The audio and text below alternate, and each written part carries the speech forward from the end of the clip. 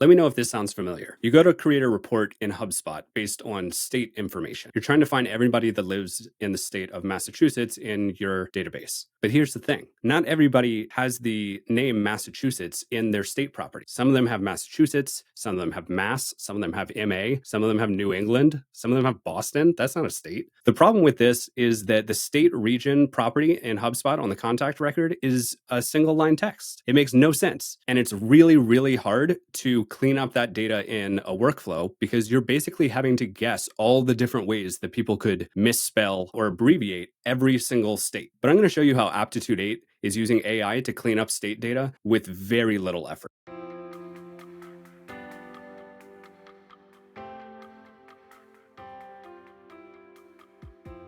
So here's a workflow. It looks pretty simple. The trigger is just that the state or region is known. Then this is something that you might not have seen before. This is an action called Generate. This is an app that our dev team developed. Basically what it does is allows you to send a prompt from a HubSpot workflow to OpenAI's GPT-3. So this prompt says, based on the state region provided, which state do you think it is? And you can specify whether you want it to provide back the full state name or an abbreviation, whatever format you want. So in this case, I'm asking for just a 2-letter abbreviation. So this action sends the prompt to OpenAI. It gets back this prompt output, which we can then use to set the state region property value as that prompt output. We've tested this workflow and it has a much, much higher success rate than creating this gigantic if-then workflow based on just guessing all the abbreviations for different states. Those are always such a mess. They're more of a hassle than they're worth. This hits almost 100% of the time. And if you see in here, we've actually got a catch-all. If it's not sure what it is, it just sets it to other unknown. And then we could have a separate workflow or factor it into this one where if it triggers that response, then we could notify someone to go in and see what it actually said. Maybe it's someone from outside the country or something else that we could manually clean up, but that's a lot less manual cleanup than if you were doing it without something like AI. If you like this video, if you want to learn more about how to use AI with HubSpot, subscribe to our YouTube channel, follow us on LinkedIn, and if you have any questions, feel free to reach out to me on LinkedIn. My inbox is always open and I'd be happy to chat.